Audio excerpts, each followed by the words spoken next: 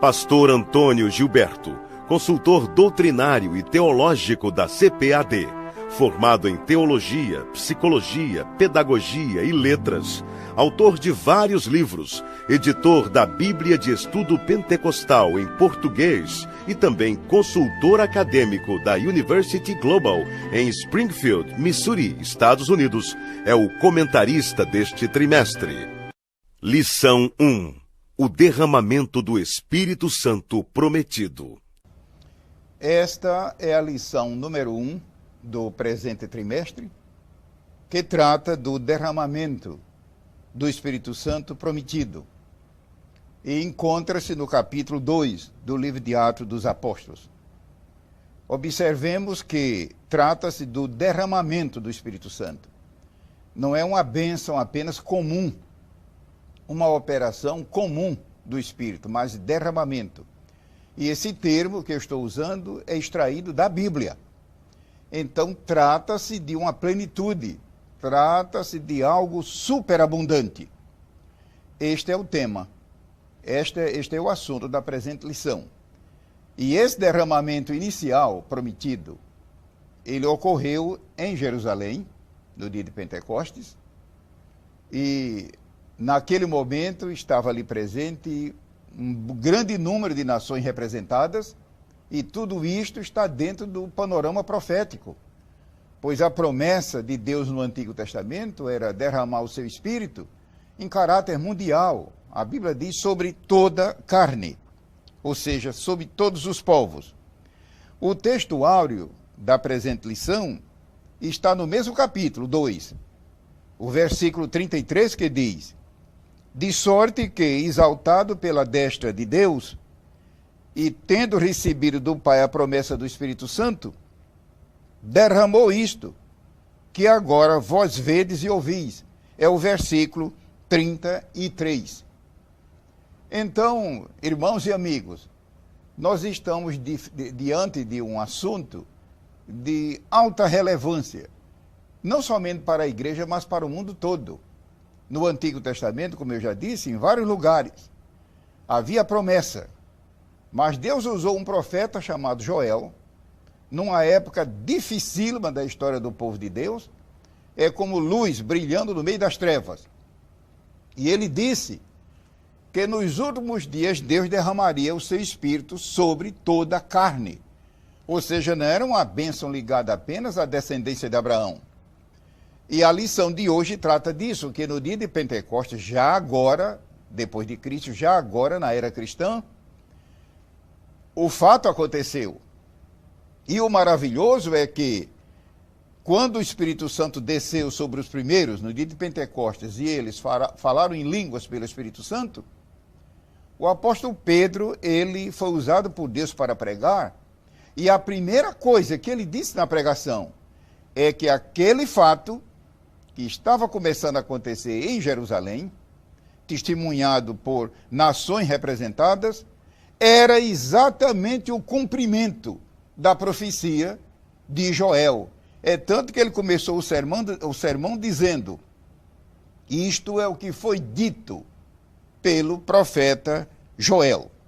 Muita gente pode pensar que o batismo com o Espírito Santo, os dons espirituais, as manifestações do Espírito Santo, é algo exclusivo para dentro da igreja. Quando não é bem assim, ele visa em primeiro plano a conversão dos pecadores. É tanto que ele terminou o sermão dizendo, citando a profecia de Joel, dizendo: e todo que invocar o nome do Senhor será salvo. Isso não é maravilhoso? Eu vou rapidamente, dentro do nosso esquema de tempo, dar alguns detalhes desses tópicos. No primeiro, a promessa do Pentecostes e sua grandeza, 2 pontos eu vou destacar, 2 pensamentos, 2 reflexões. É onde Deus diz: derramarei. Ou seja, não é algo resumido, não é algo simplesmente pontual, não é algo geral, é algo transbordante, é algo abundante. Derramarei. Mas outra coisa interessante do primeiro tópico é o fato de Joel. Eu imagino o profeta Joel como deve ter ficado surpreso, porque os profetas de Deus do Antigo Testamento o Espírito Santo agia diferente, como ele age hoje.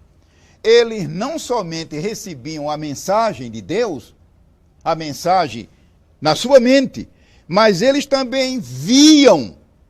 É claro que não significa pelos olhos do rosto, mas pelos olhos do Espírito. É tanto que eles eram chamados videntes. E a palavra vidente ali não tem nada a ver com espiritismo. É a palavra vidente no sentido bíblico. E ali ele viu a cena. Imagina, os irmãos, como Joel não deve ter ficado alegre, transbordante. O apóstolo Pedro diz que eles profetizavam de coisas que ele mesmo não entendiam. É claro, mas se conformavam. No segundo ponto, eu queria destacar também, no segundo tópico, 2 pensamentos. O segundo tópico é a promessa do Pentecostes e sua universalidade. Primeiro, a habitação do Espírito. Quando Jesus falou sobre a vinda do Consolador, o Espírito Santo, Jesus usou o termo Consolador ou Confortador. A primeira coisa que Jesus mencionou foi que ele vindo, ele disse, ele habitará convosco e estará em vós. Nos capítulos 14, 15 e 16 do Evangelho segundo São João, Jesus mencionou, como todos sabem, várias vezes a vinda do Espírito Santo. Ele disse que, junto ao Pai, ele proviria a vinda do Espírito Santo em caráter dispensacional. Mas qual foi a primeira menção que ele fez no capítulo 14? Que ele viria para habitar com o crente e estar no crente. Vejamos, são 2 coisas. Habitar tem a ver com permanência, mas estar tem a ver com presença. O Espírito Santo pode habitar numa pessoa e não estar nela, devido ao assunto que nós vamos tratar numa das lições, pecados contra o Espírito Santo. Então, tomemos cuidado. Ele disse, habitará e estará. Meus amigos, não são a mesma coisa. Esse tópico, essa parte é do tópico 2. O segundo pensamento do tópico 2 é sobre toda a carne, ou seja, sobre todas as nações. Então, não há diferença. Brasileiros e uruguaios e portugueses e alemães e britânicos e pessoas de todas as tribos que você possa imaginar, de todas as origens, são candidatas. Não é maravilhoso isto? Ou seja, a bênção de Deus não está limitada agora à descendência de Abraão. Deus elegeu um povo no Antigo Testamento para ele, mas agora nesta dispensação, a presença e a operação do Espírito Santo é universal sobre toda a carne. Lembremos que a palavra carne aqui é uma figura de linguagem. Mas também quero destacar 2 pontos, 2 pensamentos do tópico 3 da lição. A promessa do Pentecostes e sua riqueza. Isso nos versículos 17 e 18. Quais são esses 2 pensamentos que eu quero destacar no terceiro tópico? Uma das riquezas do derramamento do Espírito Santo são os dons espirituais. Lembremos-nos que o batismo com o Espírito Santo, a plenitude do Espírito Santo, vem sobre todo aquele que já é salvo e que busca. Lembremos que eles, no dia de Pentecostes, já eram convertidos. Eles já eram salvos. Jesus disse isso várias vezes. Mas precisavam agora receber a plenitude do Espírito. E uma das coisas maravilhosas após essa plenitude são os dons espirituais. O segundo pensamento, a segunda reflexão que eu queria fazer no tópico número 3 é sobre os sinais sobrenaturais que acompanham a plenitude do Espírito Santo. Mais e mais, a igreja necessita de um evangelho sendo pregado acompanhado desses sinais. Sinais que eu estou dizendo aqui é usando o termo bíblico. Ninguém pense que é sinal no sentido como se usa na linguagem humana. É sinais querendo dizer coisas, operações e prodígio que Deus usa para autenticar e confirmar a palavra que está sendo pregada. Inclusive o Evangelho segundo São Marcos, ele conclui dizendo que o Espírito Santo, Deus, ele continuou confirmando a palavra com os sinais que se seguiram. É assim que Deus quer que o Evangelho seja pregado. Essa é a segunda reflexão do tópico número 3, os sinais sobrenaturais. E no ponto 4, no tópico 4, nós temos o futuro profético, a promessa divina do Pentecoste e a promessa pentecostal de Joel. Em resumo, o derramamento do Espírito Santo não é limitado a esta dispensação. O que nós temos agora é apenas algo parcial. Ou seja, no futuro reino milenial de Cristo, segundo nós temos no livro de Isaías, haverá derramamento pleno. E por fim, o tópico 5 da lição, que trata da promessa do Pentecoste, abarca a salvação. Inclusive o texto bíblico diz: e acontecerá que todo aquele que invocar o nome do Senhor será salvo. Meus amigos, não é maravilhoso isso? Então, você que ainda não é salvo e está ouvindo esta exposição, lembre-se, em primeiro lugar, não busque ser cheio do Espírito Santo, que isso não funciona. E vai dar no caso de Simão o Mago, aquele mágico. Não. Primeiro receba a salvação. Primeiro desfrute a salvação. Lembre-se, o derramamento do Espírito Santo é para quem já é convertido, para quem já é salvo. Lição 2. O avivamento contínuo da Igreja. O texto áureo desta lição se encontra em Jeremias 29:13, que diz assim: e buscar-me-eis e me achareis quando me buscardes de todo coração. Então, a ideia desse povo hoje chamado triunfalista, você vê que não tem fundamento nenhum na Escritura. Aqui está uma evidência disso. Deus disse por meio do profeta: buscar-me-eis e me achareis quando me buscar de todo coração. Este versículo tem uma lição profunda a respeito de quem recebe poder de Deus e não preserva, e que precisa manter o avivamento contínuo. Os 5 tópicos da lição são: primeiro, Cristo e o seu caráter, e isso no versículo 14. O segundo, a condição da igreja em Laodiceia, nos versículos 15 a 17. O terceiro tópico da lição, Cristo, a solução para a igreja, nos versículos 18 e 19. O quarto, Cristo e seu convite e promessa, os versículos 20 a 22. Finalmente, o tópico 5, característica de um real avivamento. E isso não está enquadrado direto no texto da lição, e sim no seu contexto. Então, nós estamos vendo que não basta uma igreja, um povo, uma família, uma pessoa ser avivada e despertada. Se essa pessoa se entregou para Cristo e prosseguiu crescendo na vida cristã e recebeu essa plenitude, ou se trata de uma família, ou uma igreja, ou uma denominação, ótimo. Mas o interessante é preservar, é manter o avivamento. E aonde está uma evidência disso? A igreja de Laodiceia. Por que é que na epístola de São Paulo aos Colossenses, um dos livros do Novo Testamento, por que é que lá Deus usou o apóstolo para várias vezes chamar a atenção de Laodiceia? Já notaram isso? Você que estuda e lê a Bíblia, lá em Colossenses, o Espírito Santo começou a avisar. Várias vezes Laodiceia é mencionada. Laodiceia, por quê? Certamente já havia sinal de perigo. Certamente Deus estava vendo que eles já estavam entrando pelo caminho do desvio. Resultado, Laodiceia não voltou atrás. E o quadro está em Apocalipse 3, a partir dos versículos 14, e quando chega na parte final da leitura, a expressão da Bíblia é: eu estou à porta e bato. Imaginai que muitas vezes nós pregamos, citamos essas palavras no sentido evangelístico. Tudo bem, contanto que o pregador faça a ressalva, que ele está adaptando. Mas isto aqui foi dirigido a uma igreja evangélica. Ele do lado de fora. Eu pergunto, quem é que estava dentro então? Se Cristo estava fora. Eu estou à porta e bato. Se alguém, meus amigos, não é lamentável e doloroso, ele não disse quando alguém, ele disse se. Já notaram isso? Quando é uma coisa costumeira, mas se É uma coisa casual. Imaginar um crente que chegar a esse estado, uma igreja que chegar a esse estado.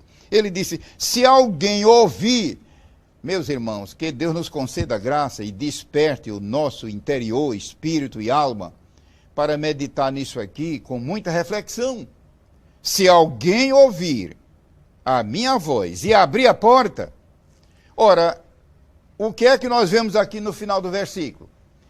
A maior de todas as promessas, quando ele disse, entrarei em sua casa, e cearei com ele, e ele comigo, e ao que vencer, eu concederei que se assente comigo no meu trono, assim como eu venci, e me assentei com meu Pai no seu trono.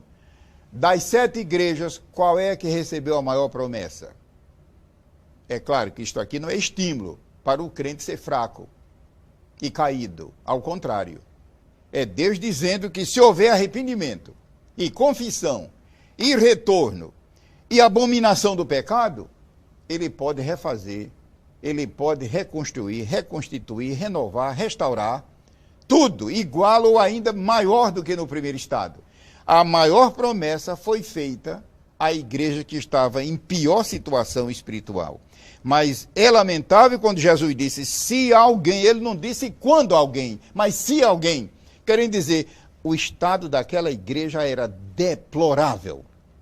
Em resumo, não basta a pessoa ser revestida de poder, receber grande poder, realizar grandes obras para Deus, é preciso a pessoa manter, preservar o avivamento. É justamente a mensagem de Cristo para esses últimos dias da sua igreja aqui na terra. Lição 3. A divindade do Espírito Santo. A lição 3, ela tem por título A divindade do Espírito Santo. E está situada no capítulo 2 de 1 Coríntios. São muitas passagens da Bíblia e essa foi a passagem escolhida. O texto áureo da lição 3 diz o seguinte, e respondendo o anjo disse-lhe, descerá sobre ti o Espírito Santo e a virtude do Altíssimo, estão vendo aqui que o Espírito Santo é uma das pessoas da Trindade. Ao mesmo tempo que é chamado Espírito Santo, a leitura diz, e a virtude do Altíssimo. Em língua portuguesa, quase que não dá, mesmo que você use uma versão transliterada.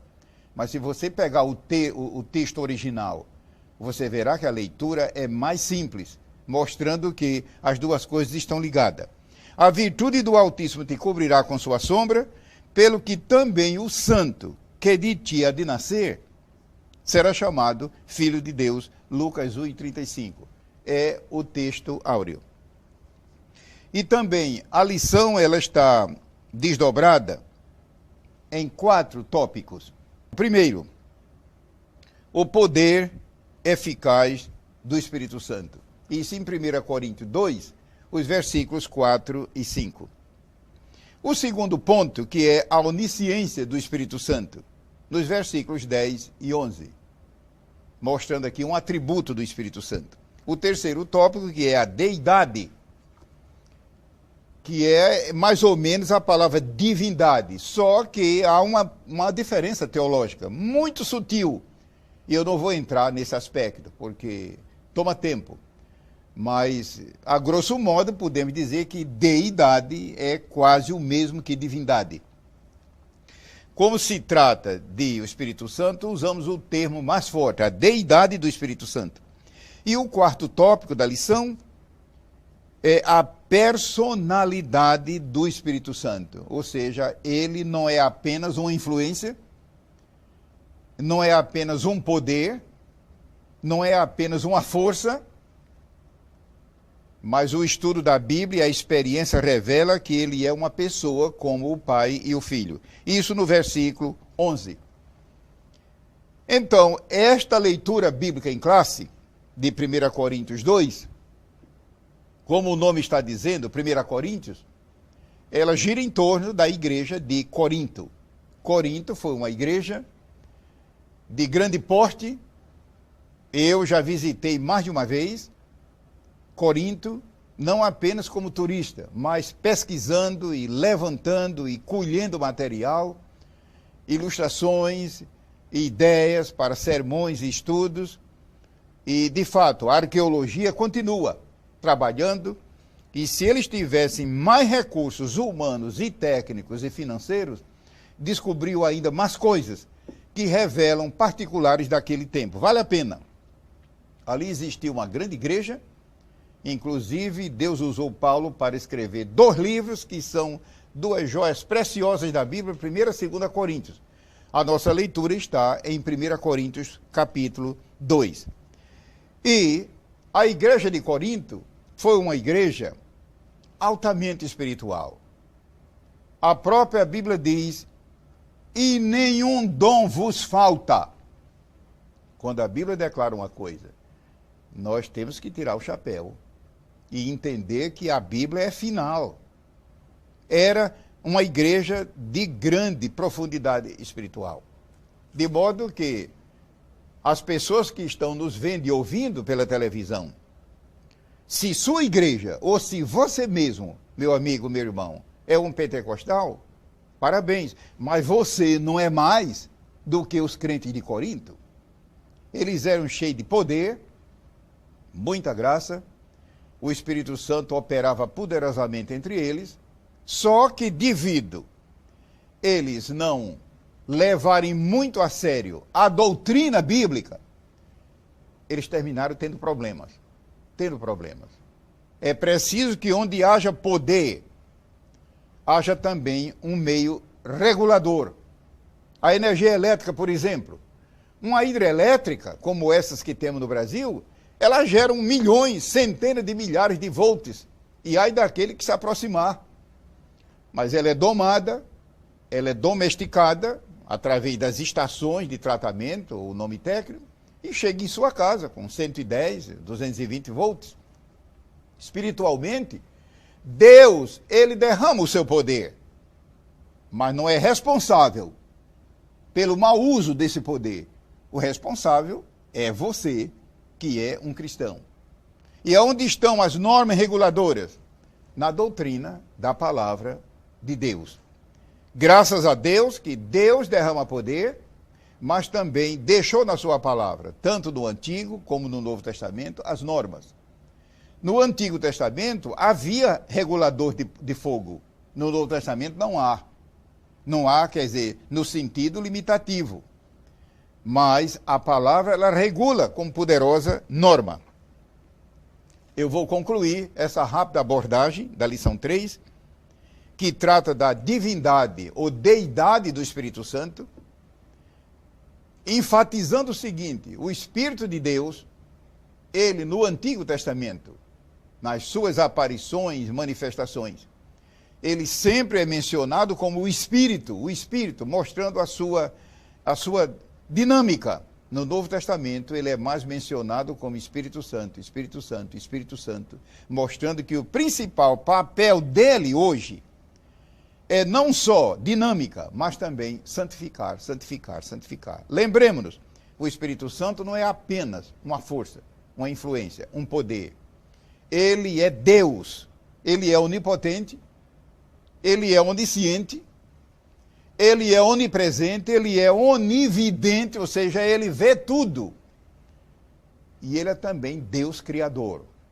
Outros atributos, o tempo não permite, mas os interessados sabem que nós temos, em primeiro lugar, a Bíblia e também uma riqueza de fontes de consulta. Muito obrigado pela atenção. Lição 4. O batismo com o Espírito Santo. O momento em que um cristão novamente nascido, que usufrui a salvação, crendo na promessa de Deus e mediante o Senhor Jesus Cristo, ele é batizado com o Espírito Santo, e a evidência desta maravilha são línguas estranhas sobrenaturais, que muita gente continua descrendo e achando que isso é invenção de Azusa Street. Não tem nada a ver. Está lá em Isaías 28, a promessa das línguas estranhas. Isaías 28. Eu não vou ler que o tempo não dá. E outra coisa, os amigos e irmãos sabem que o próprio Senhor Jesus, e ninguém sabe nada, ninguém sabe mais do que Jesus, ele disse, falarão novas línguas. É esse assunto da lição número 4. E isso aconteceu em Jerusalém no dia do Pentecostes. Eles, pelo Espírito Santo, e de maneira sobrenatural, eles falaram novas línguas. E interessante, naquela ocasião, Deus lhes deu pelo Espírito Santo línguas conhecidas dos homens.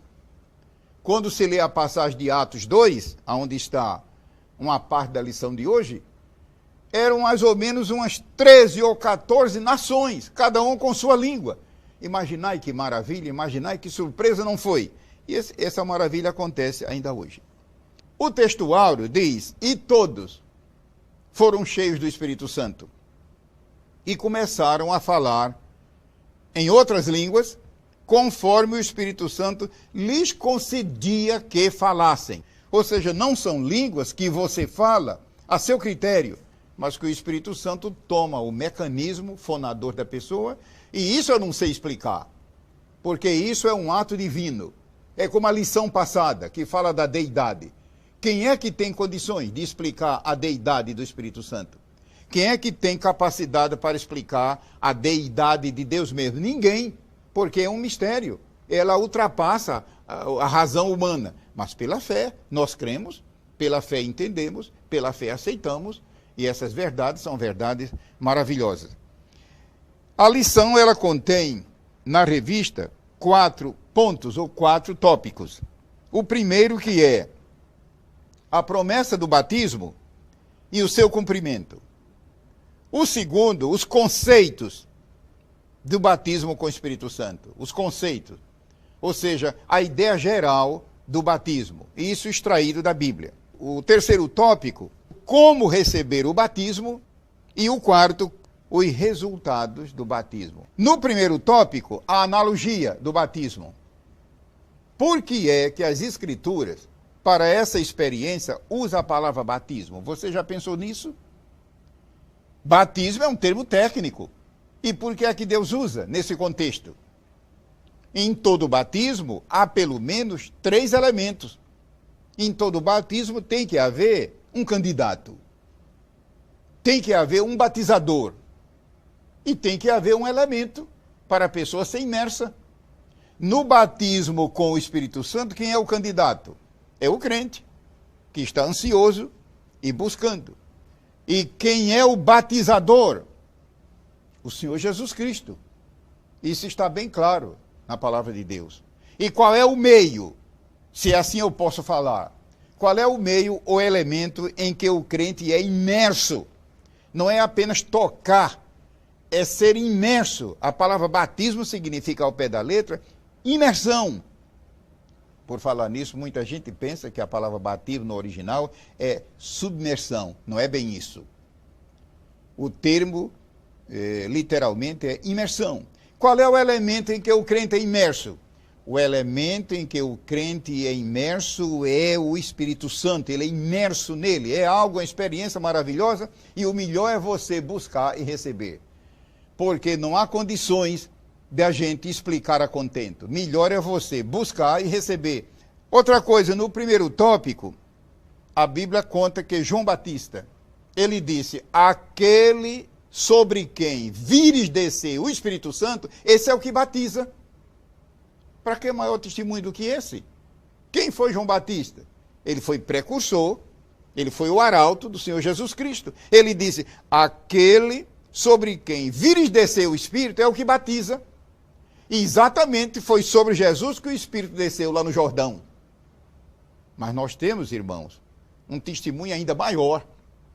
O próprio Senhor Jesus disse lá em Atos 1, vós sereis batizados com o Espírito Santo não muito depois destes dias.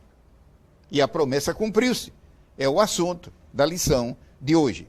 Outra coisa, o batismo é chamado também de dom. De dádiva. Dom quer dizer uma dádiva, um presente. Então você não precisa fazer nada para receber, a não ser estender a mão. Mas que mão? A mão da fé. Ou seja, o Senhor Jesus nos batiza, não é por causa do nosso mérito. Não é por causa da nossa maturidade. É por causa da nossa fé. Fé absoluta. Deus não falha. Se Deus em algum tempo tivesse falhado, é claro que eu estou evitando de pecar. Mas não, Deus é infalível. Então não vale a pena confiar na promessa dele? O batismo é chamado de dádiva, mas o batismo também é chamado de revestimento. Ou seja, o batismo com o Espírito Santo é algo tão maravilhoso, é algo tão glorioso, que a Bíblia usa vários termos para tentar que eu digo é colocar na nossa mente. Para Deus não existe dificuldade, mas para eu e você existe.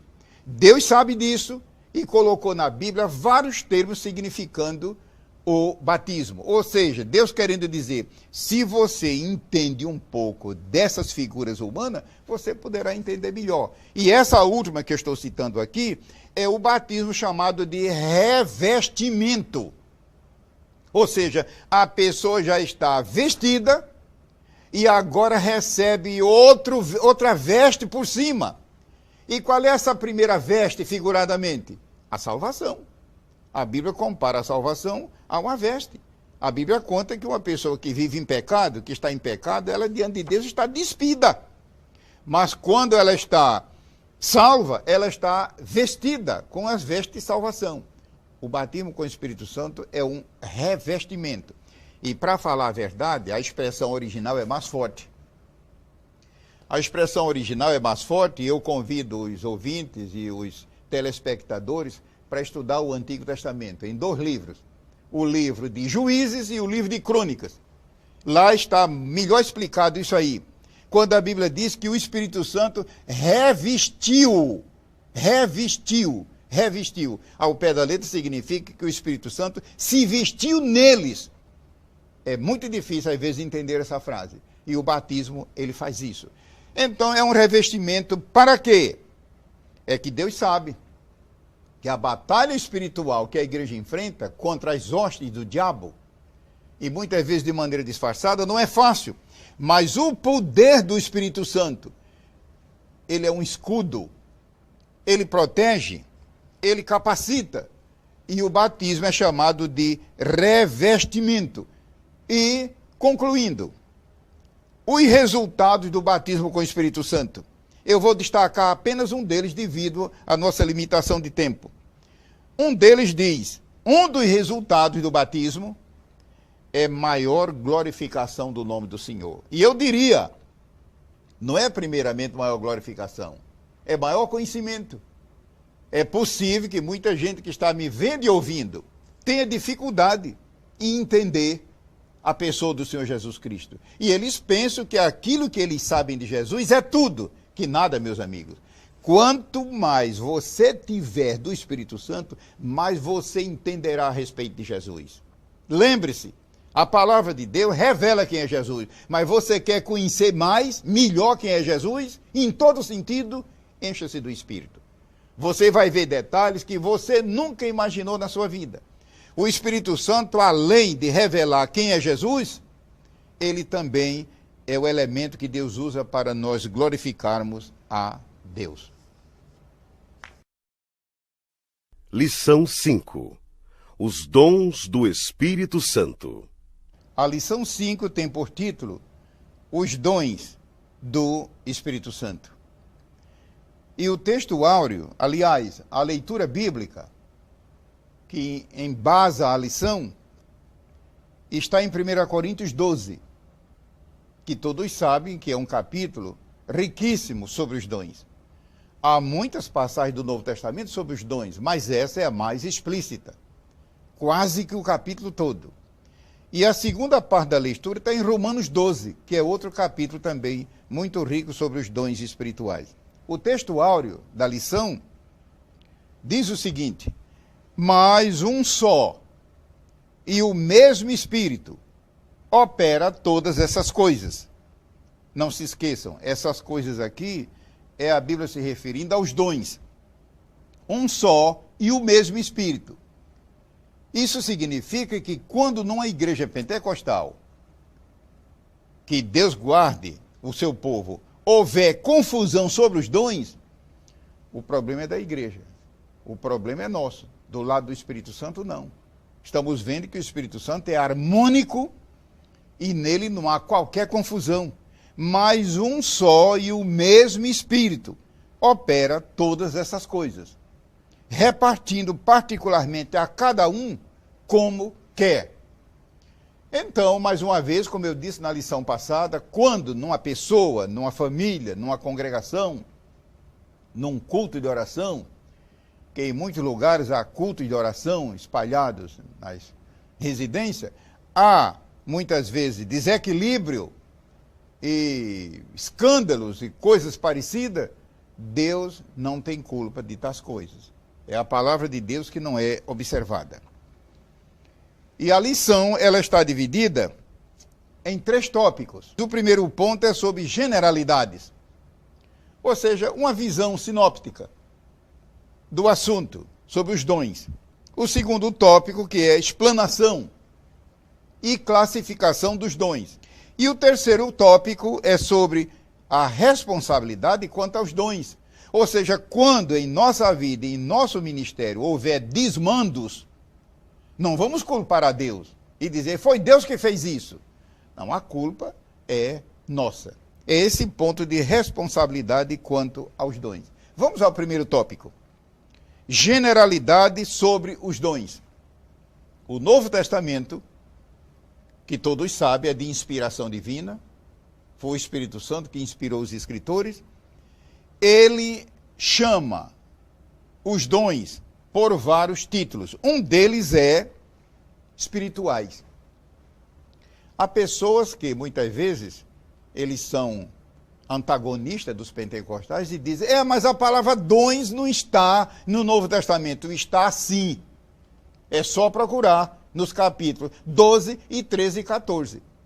Agora, é claro que em alguns lugares apenas diz espirituais. Você que está me vendo entende isto?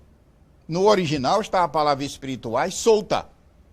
E a que se refere? É que eles eram tão conhecidos, tão aficionados, eles eram tão familiares com os dons que não precisava Deus colocar os detalhes. Uma criança que ouve a todo instante a voz dos pais, ela discerne rapidamente quando é um estranho. Uma criança na mais tenra idade. E como é que se dá esse fenômeno? Ela ouve todo instante a voz da mãe e do pai. É o crente que anda com Deus também. É um fato que nós estamos usando aqui por uma questão simplesmente de comparação. Uma das palavras usadas é espirituais, querendo dizer que são dons dados pelo Espírito Santo. Outro termo que a Bíblia usa para chamar os dons é dons da graça, querendo dizer que ninguém é merecedor. Assim como a salvação se recebe por graça de Deus, por misericórdia, os dons também. Então, ninguém pense que porque é um bom cristão, que é um cristão de bom testemunho, que ele é merecedor dos dons. Não, os dons são dons da graça. Nós os recebemos por graça de Deus, e graças a Deus por isso. Eu não estou usando aqui os termos originais, não há necessidade. Outro termo que a Bíblia usa para chamar os dons é a palavra ministério. Não é ministério significando os obreiros, mas ministério significando serviço, ministração. No original é a palavra diaconia. Então, isto é muito importante porque muita gente pergunta, e para que servem os dons? É tanto que cristãos já receberam dons que, devido desuso e falta de conhecimento, resultou depois em nada. Não, a Bíblia é clara. Um dos nomes dos dons é diaconia. Ou seja, Deus nos dá para seu serviço e não simplesmente para nosso enlevo. Outro termo que a Bíblia usa para chamar os dons é operações. Difícil colocar isso em português. O termo original significa ao pé da letra, que é manifestações de poder.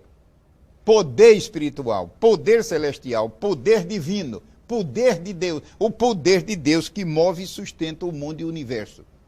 O poder que Deus usou para criar todas as coisas. Imaginar, irmãos, que maravilha um crente receber uma partícula desse poder através dos dons. O outro nome que a Bíblia usa para chamar os dons, a palavra phanerosis no original, é dons significando manifestação pública do dom. Ou seja, os dons espirituais não é nada de misterioso, com 7 chaves, que ninguém descobre o que é. Não. Eles são manifestações patentes. O termo original indica uma coisa que é visível, identificável, enfim. As coisas de Deus são claras. O próprio Senhor Jesus disse, eu nunca ensinei em segredo no meio de vocês. Todos os dias eu estava no templo. Eu nunca ensinei nada em segredo. Então, graças a Deus que o Evangelho é tudo claro, é tudo aberto. Não existe nada de iniciação secreta, como maçonaria, nada disso. É tudo claro. Graças a Deus. Os dons também. A palavra phanerosis é manifestação no sentido de clareza. E também é muito interessante entender que os dons espirituais, esses dons maravilhosos que o Espírito Santo distribui, eles não são apenas os dons de 1 Coríntios 12 até o versículo 10, que são 9. Então, muita gente pensa, quantos são os dons? Às vezes até uma criança responde 9. Meus irmãos, meus amigos, 9 naquela passagem. Mas tem muito... E quantos dons há, irmão Gilberto? Só Deus sabe. Um pensamento final sobre os dons. Busque, você que é um filho de Deus, uma filha de Deus, receba o poder, busque o batismo e receba, busque os dons, mas um pensamento final. Qual é a sua e a minha e a nossa responsabilidade quanto aos dons? Primeiro, conhecer. E isso através da Bíblia. Segundo, buscar. Muita gente conhece, mas não busca. E por que não busca? Porque não tem desejo. Uma terceira responsabilidade, zelar. Os dons são dádivas. Uma dádiva precisa ser zelada. Não deixa a dádiva enferrujar. Uma quarta responsabilidade, tenha autodisciplina sobre os dons. Segundo a Bíblia. Uma quinta, é preciso ter ordem e decência no exercício dos dons. Ordem e decência. Às vezes existe ordem, mas falta decência. Às vezes é a decência, mas falta ordem.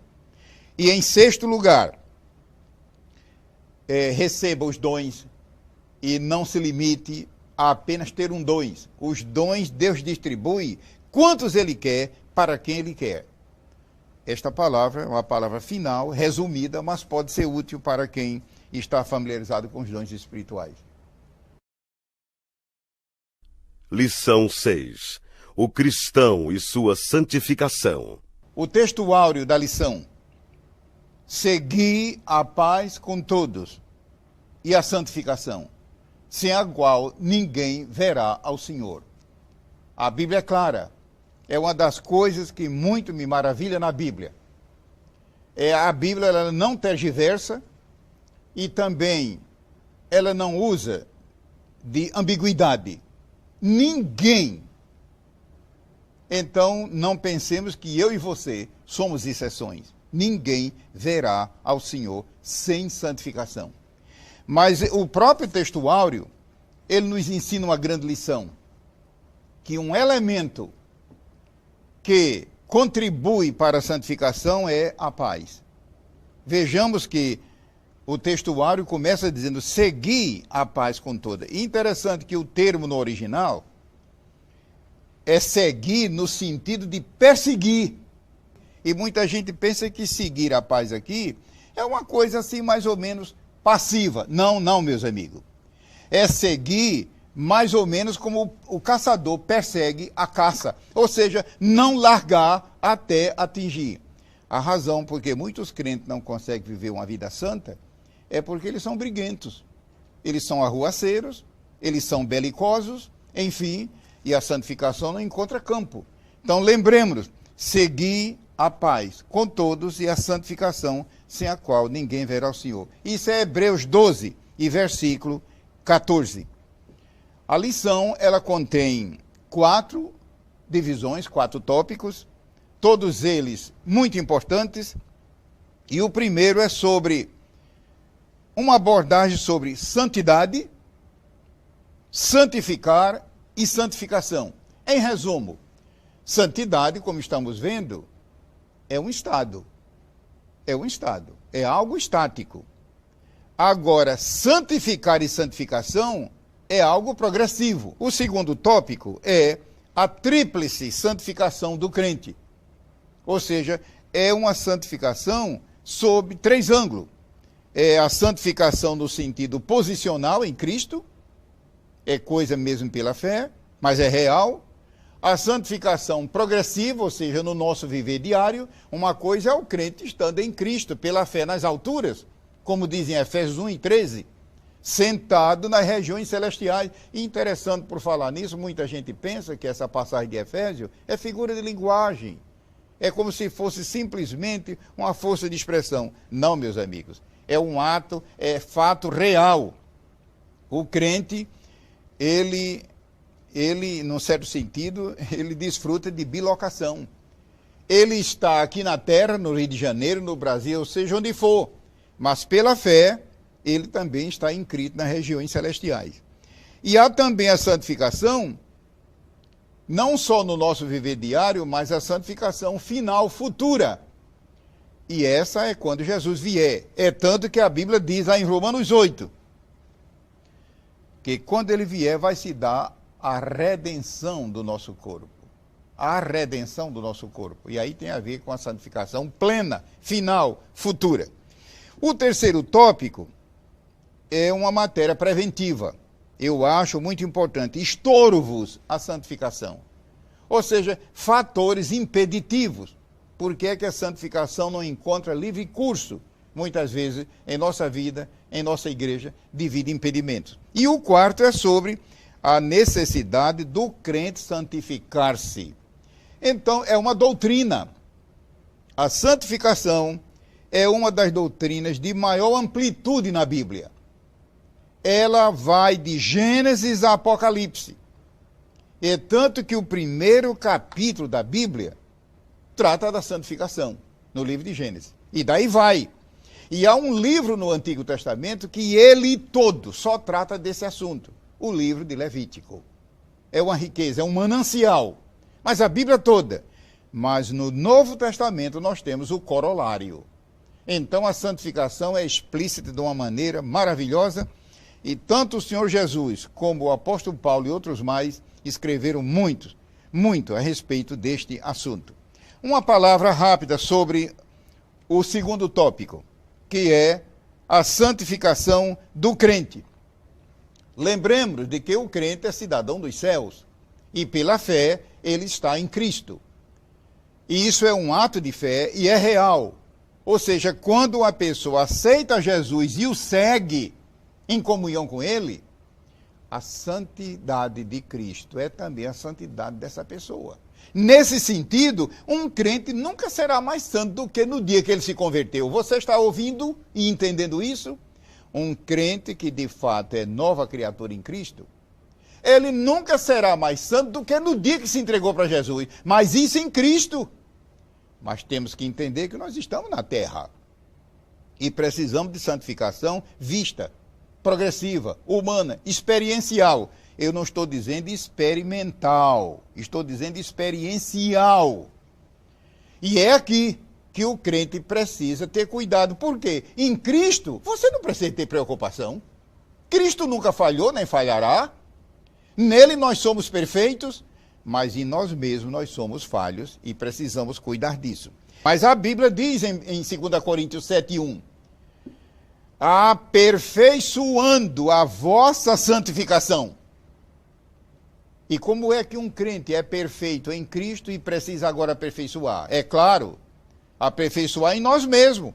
Querendo dizer que em nós mesmos nós precisamos crescer. É tanto que há crentes mais santos e crentes menos santos. O próprio apóstolo Paulo, que foi um grande paladino da fé, ele chegou a dizer, eu sou o mínimo dos santos. E o que é que eu vou dizer? Então, o que é que a Bíblia está querendo dizer ali? Em lugar de eu ficar procurando santidade na vida dos outros, eu devo primeiro mostrar a minha. A lição também trata de estorvos. E quais são, em resumo, esses impedimentos? Desobediência. Meus amigos, desobediência que eu estou falando aqui não é um ato. Eu estou falando em desobediência contumaz, ou seja, a pessoa que é desobediente por natureza. Essa pessoa não vai conseguir viver uma vida santa. Quanto mais ela tentar, é pior. Então, sejamos obedientes à palavra de Deus. Comunhão com as trevas. Eu nem preciso explicar. A pessoa que pratica obras infrutuosas das trevas não conseguirá. Erros a respeito da santificação. A pessoa ter ideias próprias, desprezar a palavra de Deus. Áreas da vida que não são santificadas. A nossa vida é repleta de um número infinito de áreas. Essas áreas precisam ser alcançadas com a obra de Cristo. E um quarto ponto, que é o final, é a necessidade do crente santificar-se. Por quê? A Bíblia ordena. A Bíblia ordena. Quando a palavra de Deus fala desse assunto, ela diz: sede santos. Meus amigos, isto não é um pedido, é uma ordem. E quando Deus dá uma ordem, é porque Ele dá graça para a pessoa cumprir.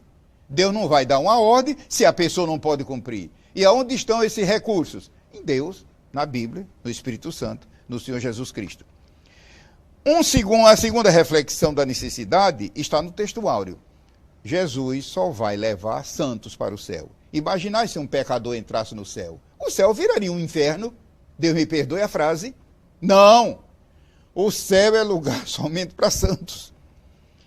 Um terceiro pensamento, e talvez um final. Qual é uma grande necessidade do crente viver uma vida santa? Em Números capítulo 20 e Levítico capítulo 10, note bem, Levítico 10 e Números 20, está dito que parte da santidade de Deus é vista na santidade do crente. Parte da santidade de Deus é vista na tua vida e na minha. Isso nos faz tremer no sentido reverente diante do assunto. Finalmente, para concluir, qual uma das necessidades do crente santificar-se? É que a santificação é uma das áreas que o diabo mais ataca na vida do crente. Concluindo, no tempo passado da história da igreja, nos séculos que já se foram, o diabo tentava destruir a igreja, matando, surrando, colocando na prisão, enfim. Hoje não. Hoje a impressão que dá é que o diabo amansou, que está bonzinho, que nada. Hoje ele usa a técnica da mistura.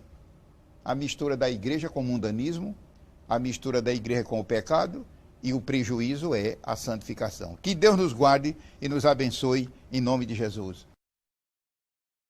Lição 7. As ministrações do Espírito Santo ao crente.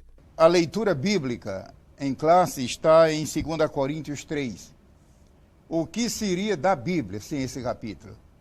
A meu ver, talvez o capítulo mais importante desse contexto das 13 lições. Cada um que leia e julgue. E a leitura bíblica está em 2 Coríntios 3. É uma parte da Bíblia tão importante que eu mesmo vou preferir talvez ler uns 3 versículos e ter um contato direto com a Bíblia. O texto áureo está em Isaías 44, 3. Mas por que tão longe? E parece um retrospecto. É que a profecia de Isaías é uma promessa sobre o Espírito Santo. E veja como diz: porque derramarei água. Os senhores e senhoras estão vendo que não é negócio de pingar, é derramar. Abundância, abundância, abundância. Eu nunca esqueço a primeira vez que visitei Foz do Iguaçu. E foi numa época de enchente. E vi aquela água, aquele turbilhão tremendo. E é impressionante. Espiritualmente faz-nos lembrar desse termo. Derramarei água sobre o sedento. Então Deus já disse que Ele dá água a quem tem sede. E rios sobre a terra seca. Derramarei o meu espírito sobre a tua posteridade e a minha bênção sobre os teus descendentes. Num só versículo, 2 vezes, Deus diz que derramará. Aonde é que você encontra? No Antigo Testamento. uma promessa dessa para o povo daquele tempo? Em nenhum lugar. Ali o Espírito Santo operou poderosamente, mas operações isoladas. Mas no Novo Testamento é maravilhoso, é a dispensação da graça. E a leitura, eu vou ler apenas 2 versículos. 2 Coríntios 3, é o capítulo que trata da primazia da dispensação da graça sobre a lei mosaica. Lembremos-nos, nós não estamos aqui depreciando a lei é santa. Errado e o pecador era o homem, mas a lei de Deus é santa. Mas a lei era um ministério de condenação, é claro, condenação do culpado. Que diz a palavra de Deus? Diz aqui o versículo 7. E se o ministério da morte, querendo dizer que o ministério da lei era um ministério de morte, porque era morte para o transgressor, gravado com letras em pedras, veio em glória, de maneira que os filhos de Israel não podiam fitar os olhos na face de Moisés, por causa da glória do seu rosto, que era transitória. Os senhores e senhoras viram quantas vezes num só versículo Deus fala em glória? Alguém ainda vem dizer que a lei mosaica era algo de segunda classe? Mas veja agora o versículo 8. Como não será de maior glória o ministério do Espírito? E a palavra ministério aqui é exatamente a palavra portuguesa ministração. Ministração. Ou seja, ministrar, administrar, servir. É tanto que no original deu origem à palavra diácono. As ministrações, o Espírito Santo como diácono. Ninguém vai dizer, ninguém vai pensar que é diácono a pessoa do diácono. Eu estou falando aqui no ofício. E isso deve encher de muita alegria aqueles que são diáconos. É claro que não tem nada a ver com a pessoa do diácono, mas o sentido. Como não será de maior glória o ministério do Espírito? E Espírito aqui, não esqueça, é com E maiúsculo. É Deus dizendo que, se a dispensação da lei foi gloriosa, é só estudar o Antigo Testamento, inclusive partindo do Sinai, como não será de maior glória o ministério em que o próprio Espírito Santo é o ministrador, e não apenas a lei por Deus abençoada. A lição, ela tem 2 grandes divisões, 2 grandes tópicos, e esses são as ministrações do Espírito Santo quanto à salvação. O segundo tópico da lição é as ministrações do Espírito Santo aos salvos. Então estamos vendo que um lado aqui é objetivo, o outro é subjetivo. Vamos dar uma olhada rápida nesse tempo resumido que temos sobre esses 2 aspectos. Mas não se esqueçam de um estudo profundo com oração na leitura bíblica em classe e no textuário. As ministrações do Espírito Santo quanto à salvação, no tocante à salvação. Graças a Deus que em matéria de salvação a Bíblia é clara. Nada é colocado em penumbra, nada. Ninguém pode se queixar, eu vim parar no inferno porque a Bíblia é obscura. Conversa. A Bíblia é clara como a luz meridiana. E aqui está a evidência disso. As ministrações do Espírito Santo aos salvos. Primeiro, o novo nascimento. É uma ministração. Interessante, a Bíblia usa o novo nascimento. No original, a palavra novo aí, ao pé da letra, é algo que vem de cima. Dá para entendermos a figura de linguagem? É a Bíblia dizendo que no primeiro nascimento, esse que nós nascemos do ventre da mãe, nós nascemos de baixo, aqui da terra. E, de fato, a geração humana é resultado de um concurso entre marido e mulher, e nasce a criança. Mas o novo nascimento vem de cima, vem de Deus, vem do alto. Então, Almeida traduziu como novo, mas na realidade, no original, é o nascimento que procede do alto. Essa é uma ministração quanto à salvação. Há algum segredo? Alguém deve me dizer que não acerta o caminho do céu porque é muito difícil. Não há. Existe algum mistério no nascimento de um bebê? A mulher fica gestante, completa o tempo da gestação e daqui a pouco nossa criança não é mistério nenhum. O novo nascimento não é mistério. Deus continua realizando. O segundo item desse primeiro tópico é a habitação do Espírito no crente. Uma das maravilhas pelas quais nós somos gratos a Deus para sempre. E outra coisa, lembre-se, você que está vendo e ouvindo, não é apenas um privilégio, é uma grande responsabilidade, para onde você vai estar levando consigo o Espírito Santo. A Bíblia diz que ele habitará convosco e estará em vós. Que Deus nos dê essa revelação. Vede bem, eu não estou falando de inspiração, estou falando de revelação. Os grandes privilégios da salvação. O terceiro, que é o testemunho do Espírito Santo dentro de nós, é isto que nos anima, mesmo nas horas mais escuras. A fé para a salvação. Os senhores estão vendo que não é uma coisa herdada, é o Espírito Santo que transmite. E a santificação posicional, que eu falei há 2 aulas atrás. Ou seja, em Cristo nós estamos, não vamos ser, estamos, somos santificados nele, em posição.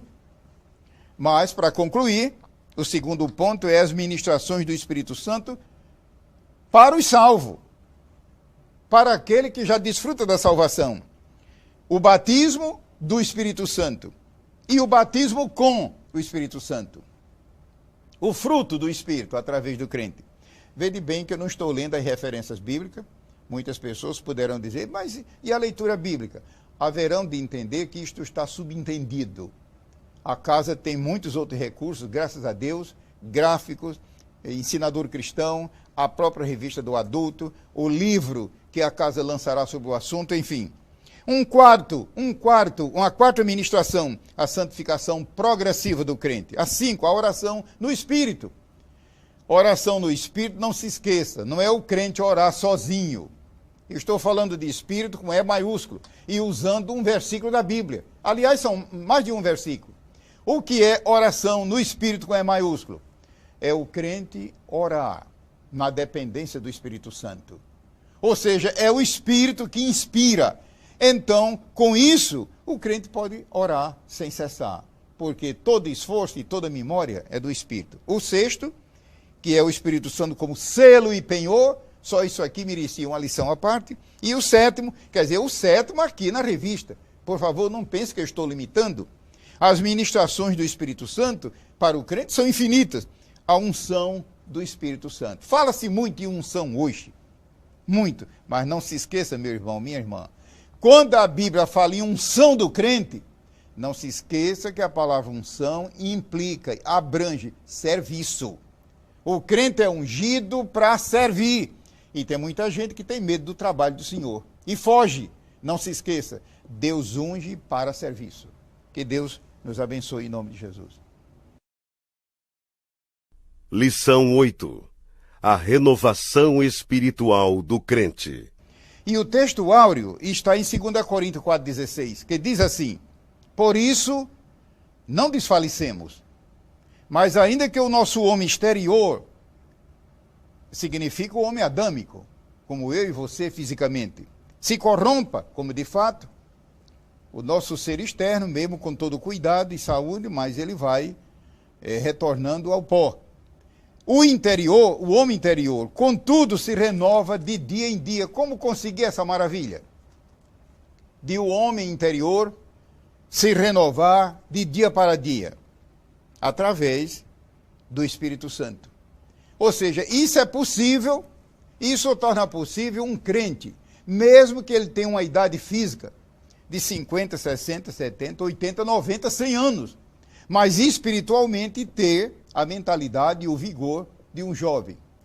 E às vezes acontece o contrário, lamentavelmente, jovens crentes ainda em plena flor da idade, parecendo velhos espirituais.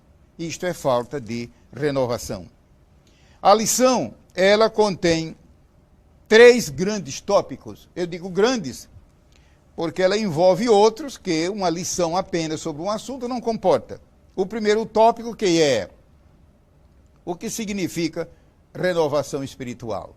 Hoje que se fala tanto em renovação política, renovação acadêmica, renovação disso, renovação daquilo, renovação de estoque. Renovação é o termo, mas espiritualmente não esqueçamos, Se nós não cuidarmos de nos renovar espiritualmente no Senhor, nós entraremos pelo caminho da velhice espiritual. O segundo tópico, que é a necessidade da renovação. Por quê? E o terceiro é a constância, que não basta a pessoa declarar e sentir-se renovada no espírito, restaurada, revigorada, reavivada, como queira usar o termo, avivada. É preciso manter o avivamento. O que significa renovação espiritual? Certamente os telespectadores vão se lembrar do grande homem de Deus que foi o salmista Davi. Ele, nos seus salmos, de vez em quando, ele clama pela renovação. Em muitos lugares ele diz: vivifica-nos, Senhor, vivifica-nos, vivifica-nos, vivifica-nos. Eu creio que era o Espírito Santo falando desta época, que hoje está à disposição de todo crente em nosso Senhor Jesus Cristo. Pergunto eu, será que Davi experimentou aquela época? Eu não digo que não, porque, quem sabe, pequenos casos de renovação. Nós temos o segundo tópico da lição, que é a necessidade da renovação espiritual. Ou seja, Deus não nos chama, Deus não deseja que o crente seja como se fosse uma espécie de lago. Lago é uma coisa circunscrita.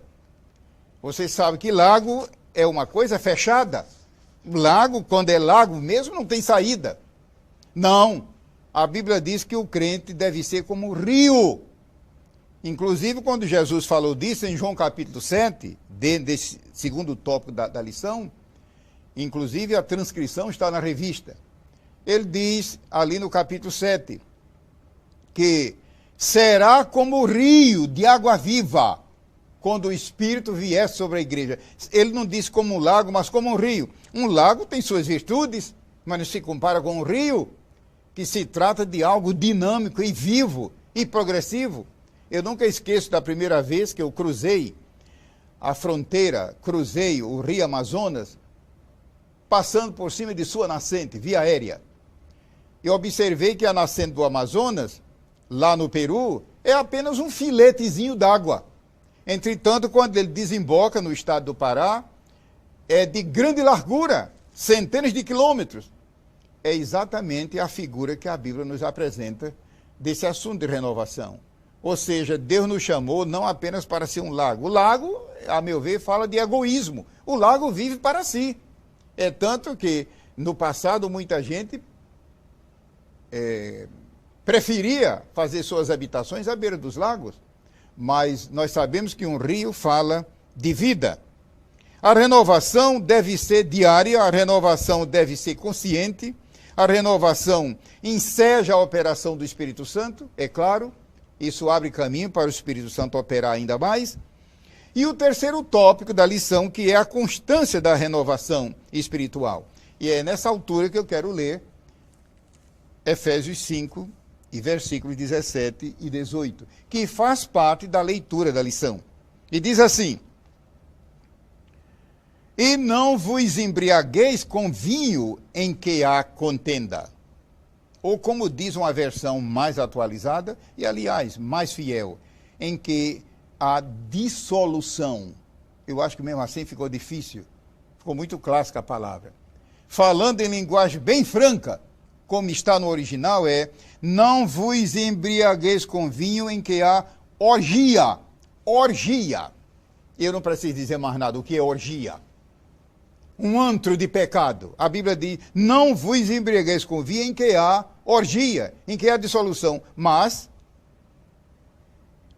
então eu pergunto, basta a pessoa se afastar do mal? Eu vou ler novamente o versículo.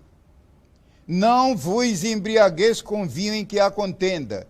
Mas, dá para entender o sentido dessa conjunção coordenativa adversativa? É Deus dizendo de que não adianta você apenas se afastar do mal. Eu não sou criminoso, eu não sou isso, eu não sou aquilo. Ótimo!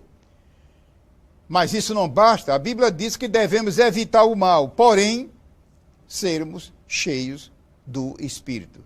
Mas enchei-vos do Espírito. E eu creio que a maior parte já sabe que essa expressão não se consegue tradução para a língua portuguesa, a não ser um comentário muito longo, porque a frase, como estamos vendo, ela está no imperativo. Mas, ao mesmo tempo, a frase está no infinito presente. Enfim, é uma riqueza. Ao pé da letra, a frase diz o seguinte: deixai-vos continuar enchendo-vos do Espírito. Vou repetir.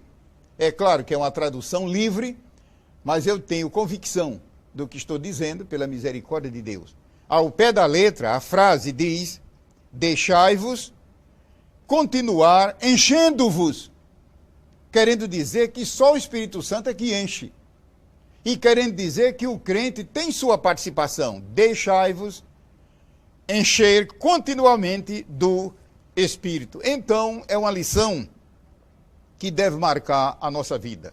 Mesmo que você seja um crente veterano, quem sabe herói de muitas batalhas espirituais, lembre-se, a nossa renovação não é permanente, a menos que ela seja conservada. Conservada. A mensagem da Bíblia é: o fogo arderá continuamente no altar. Não se apagará. E você entende o que quer dizer apagar? Significa que se o fogo não for alimentado, ele se apaga. E espiritualmente é o que acontece na vida de muitos. Que essa lição seja uma bênção para todos.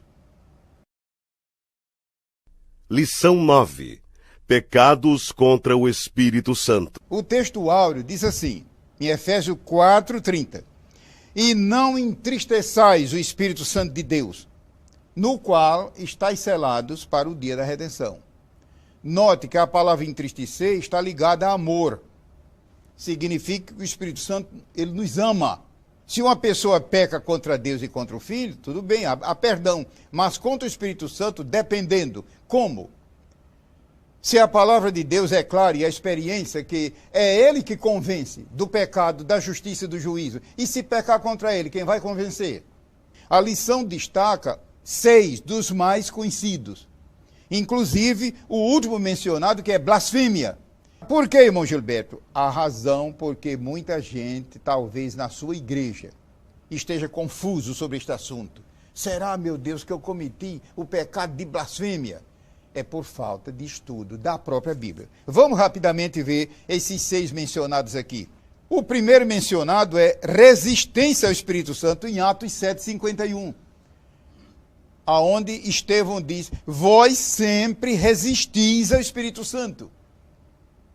Resistir, todo mundo sabe que é a pessoa justamente impedir, é se opor, é ser adversário. Vós sempre resisti ao Espírito Santo. Isto é um pecado. O segundo pecado mencionado contra o Espírito na lição é agravo. Isso está em Hebreus 10:29. Agravo, ou seja, ultrajar, fazer pouco, menosprezar. O terceiro pecado mencionado é Efésios 4:30, onde diz: não entristeçais o Espírito Santo de Deus. E, inclusive, é o próprio texto áureo. Eu acabei de dizer que tristeza é uma palavra relacionada a amor. Quem ama pode ficar triste, não fica irada. Quem ama não tem ira, mas pode ficar triste e, portanto, a tristeza bloqueia a comunicação. Não entristeçais o Espírito Santo. Então, como é que ele fica triste? Então, cada um pense diante de Deus nesse fato. Nós temos agora poucos minutos e vamos correr, porque são 6.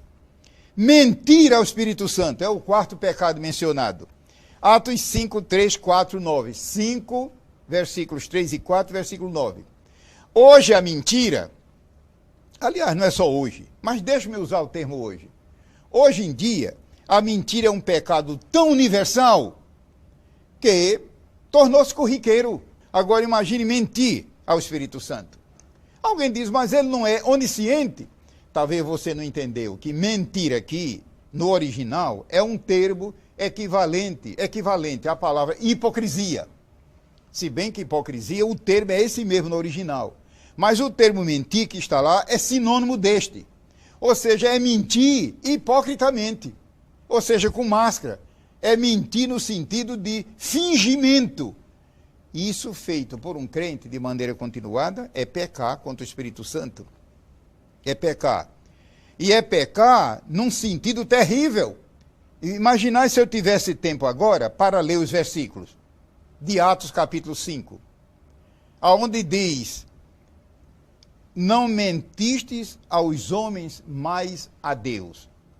E mais adiante diz: por que é que você se concertou com sua esposa para enganar o povo? Foi o caso de Ananias e Safira. A frase, como está no original, dá a entender o seguinte, quando diz ali mentir, é tentar a Deus até onde ele pode resistir. Meus amigos, isso é ultra perigoso. Uma pessoa pecar, querendo dizer, eu vou pecar até enquanto Deus aturar. Essa pessoa está à beira da destruição. Então, Deus, por essa lição, pode falar a muita gente para recuar enquanto é tempo. Muita gente acha que o caso de Ananias e Safira foi um caso excepcional. Não, lá no versículo 9, estude direitinho depois. O versículo 9, e diz: por que é que vocês dois se consertaram? Examine o termo numa Bíblia parafraseada. É a Bíblia dizendo que ele e ela ensaiaram. Escuta, como é que nós vamos enganar? Mas deixa que o Espírito Santo é quem estava vendo tudo e finalmente nós temos um pecado final, que é blasfemar contra o Espírito Santo. E como é um assunto muito pouco explicado nas igrejas, eu vou ler rapidamente. Note bem, esse assunto está em várias passagens da Bíblia. E outra coisa, convém examinar o Antigo Testamento. Há muita gente pensando que esse assunto está só no Novo. Examine também o Antigo Testamento, Êxodo e também Levítico. O Senhor Jesus disse: portanto, eu vos digo, todo pecado de blasfêmia, note aqui a diferença. Mas por que blasfêmia não é pecado? Você não entendeu. É que a palavra P-E-C-A-D-O, em português, não tem nada a ver com o original. A palavra pecado aqui no original é um tipo de pecado. Essas observações que eu faço podem ser úteis para você. E se eu não fizer essa observação, alguém poderá dizer, um curioso: ué, mas blasfêmia não é pecado? Não, não é isso que a Bíblia está dizendo. Ela está dizendo que blasfêmia é um tipo de pecado e que essa palavra pecado é outro tipo. No original são vários termos. No hebraico são pelo menos 8 palavras. No grego são umas 11. Ou seja, o pecado é uma coisa tão maligna, o pecado é uma coisa tão hedionda, que Deus achou por bem colocar vários termos para descrevê-lo para nós.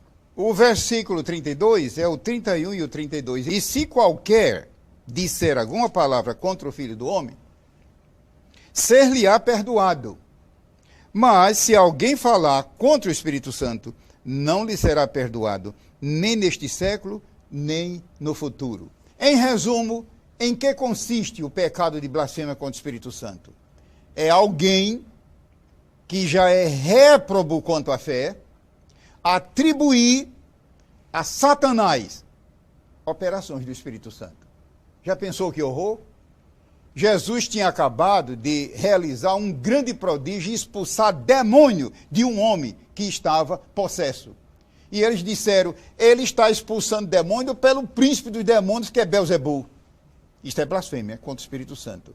Atribuir a Satanás fatos realizados e operados pelo Espírito Santo. E por que se torna imperdoável? Eu acho que eu acabei de dizer há pouco, em resumo. É que é o Espírito Santo de Deus que nos convence do pecado. Você já notou que sempre que a gente comete uma fraqueza, uma falha, um pecado, uma coisa lá dentro, de repente, diz: está errado, e você não sossega enquanto não acertar com Deus? Você está pensando que isso é resultado da consciência do homem? Não se engane, é o Espírito Santo urgindo para que a gente acerte as contas com Deus. Quando uma pessoa chega a tornar-se réproba, como diz em Timóteo, ela não consegue mais, ela não tem mais essa condição. Então, se um crente, é claro, se um crente chegar a ficar preocupado devido às suas fraquezas, meu Deus, eu falo tanto, eu faço tanta coisa errada, será que eu já não cometi o pecado de blasfêmia? Deus já não fala comigo e outras coisas? Só o fato dessa pessoa se preocupar é prova que ela não cometeu. Por quê? Porque quem cometeu esse pecado não sente coisíssima nenhuma. Ela está com a mente cauterizada. Então é ultra perigoso pecar contra o Espírito. Que Deus nos guarde. Eu agradeço a atenção de todos. Lição 10. O Espírito Santo e a obra missionária. A leitura bíblica em classe está em Atos 13, que todos sabem que é um grande capítulo sobre missões. E o texto áureo é Atos 1, versículo 8. Isso foram palavras do Senhor Jesus. Recebereis a virtude, ou seja, o poder do Espírito Santo. É maravilhoso, irmãos, que poucas vezes na Bíblia Deus concede autoridade. Deus concede mais poder. Não devemos confundir poder com autoridade. Há pessoas que elas têm poder de Deus, mas devido a desmandos, Deus retira a autoridade. E daqui a pouco o poder acaba. Lembremos que poder vem de autoridade.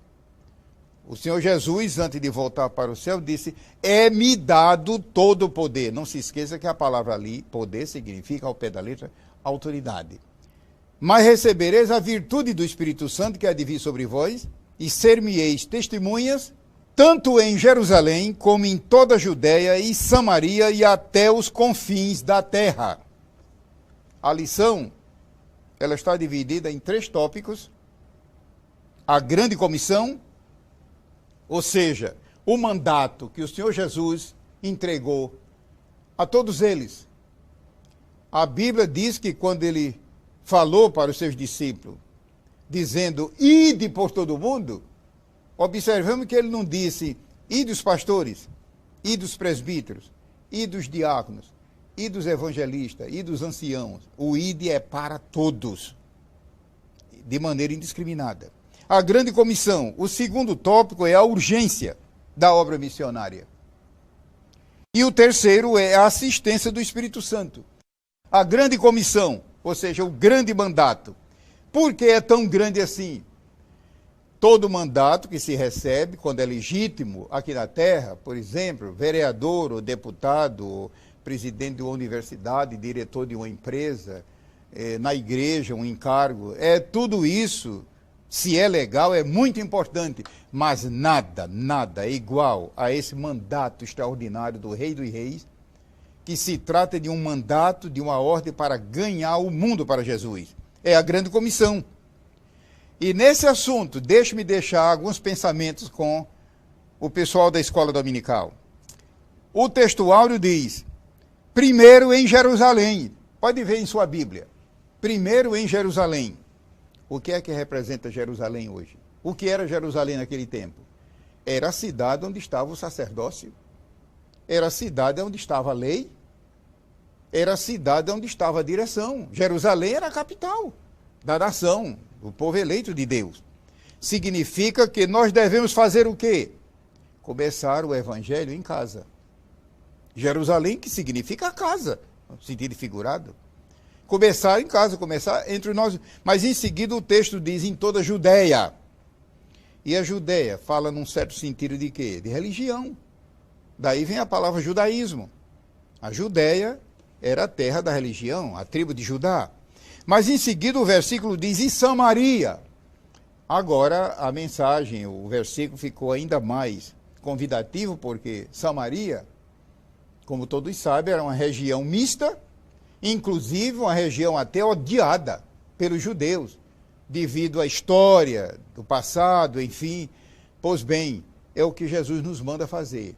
Samaria, todo mundo conhece a história maravilhosa de Jesus e a samaritana em João capítulo 4, como havia preconceito.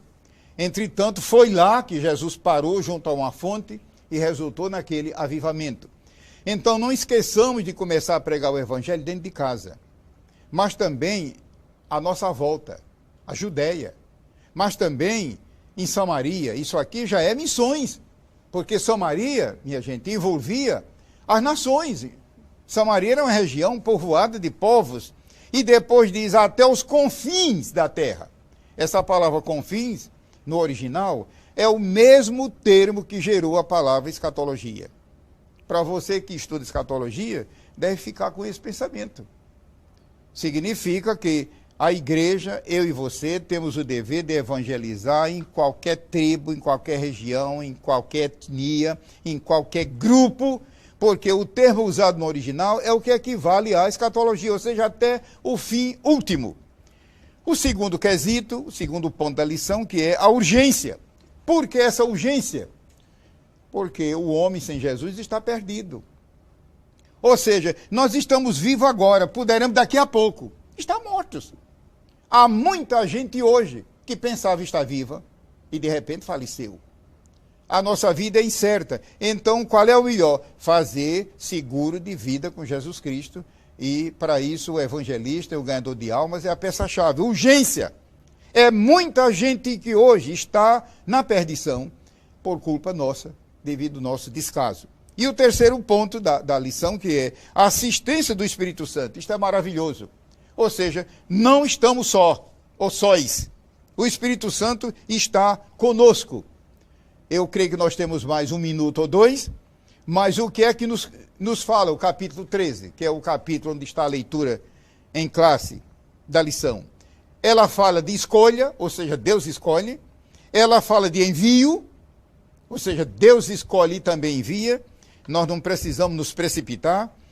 Ela nos fala de capacitação.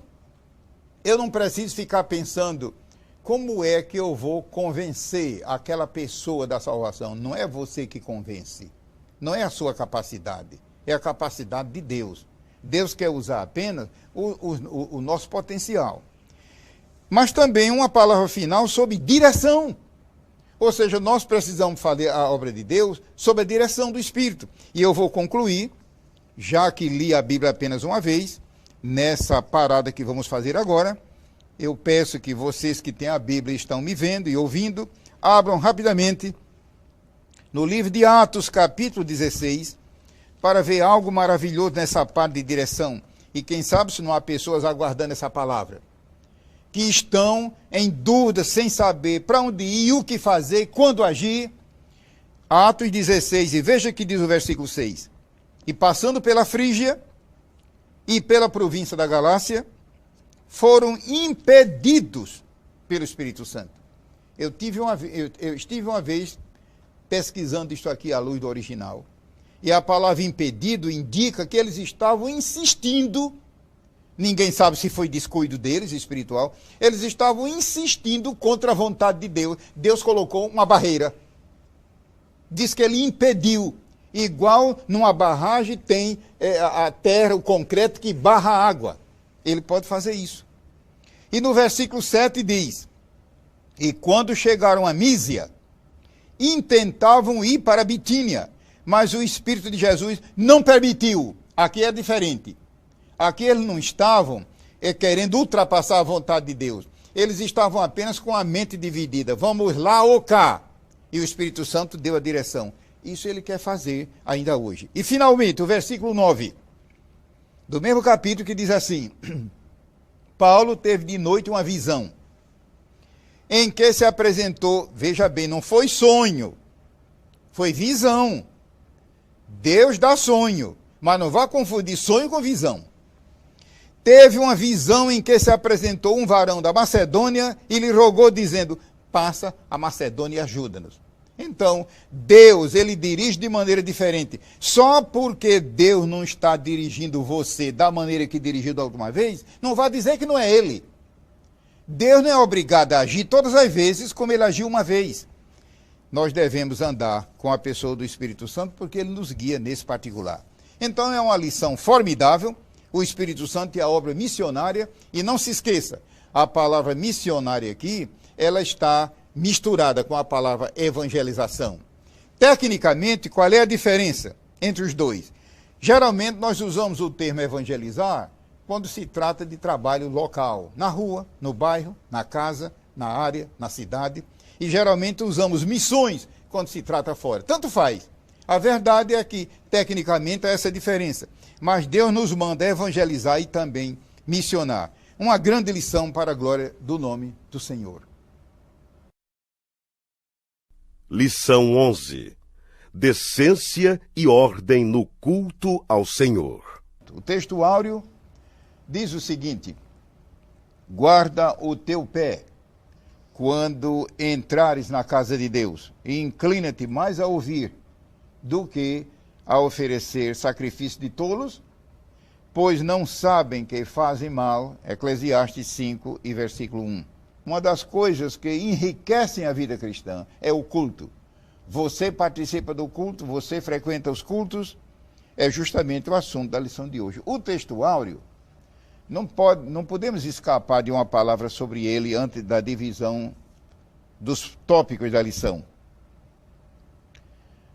Guarda o teu pé. Lembremos-nos que a Bíblia está usando aqui uma figura de linguagem. Pé aqui tem a ver com a maneira da pessoa andar, de proceder na casa de Deus.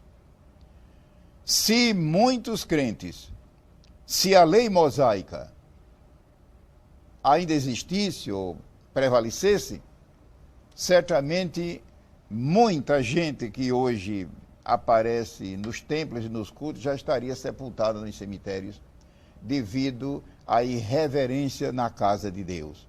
A Bíblia previne: guarda o teu pé. Significa comporte-se com reverência na casa de Deus, com santidade. Inclina-te mais a ouvir. Lembremos que ouvir aqui não significa primeiro ouvir no sentido físico, com os ouvidos da cabeça, mas ouvir no sentido de propósito de obedecer. A Bíblia usa muito isso, figura de linguagem. Mais a ouvir do que a oferecer sacrifício de tolos. De modo que quando estivermos no culto, na casa de Deus, seja onde for, aonde o povo de Deus se reúne, ali é o templo. O Senhor Jesus disse: aonde estiver 2 ou 3 reunidos em meu nome, eu estou no meio dele. Os 2 tópicos principais da lição são o culto pentecostal em o Novo Testamento. Então, o Novo Testamento, a partir dos evangelhos, falam muito a respeito do culto. O próprio Senhor Jesus, por 2 vezes, ele irritou-se, é claro, ira santa, irritação santa, ou seja, irritar-se, irar-se contra a injustiça, o erro. Por 2 vezes nos evangelhos, uma no princípio e outra no fim, no início do seu ministério. Ele observou que a casa de Deus em Jerusalém estava sendo usada para fins de comércio. A segunda vez já foi no final do seu ministério, quando ele pegou um azorrague, ou seja, uma espécie de chicote feito de cordas, e expulsou.